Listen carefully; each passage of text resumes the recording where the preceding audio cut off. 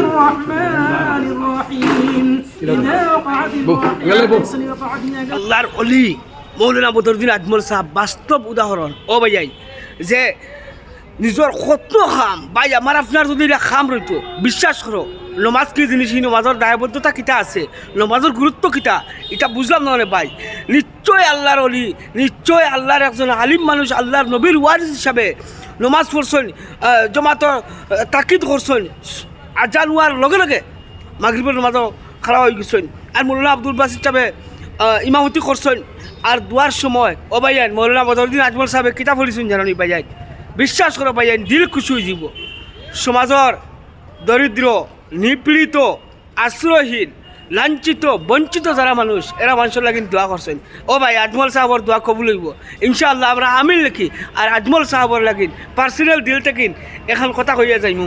আজমল সাহেবর যেন খালি পরিচয় আমি দিয়ারিলা না পাই যাই, আজমল সাহেবর খাম দেখার পরে বরদাস্ত করতে পারি না পাই যাই।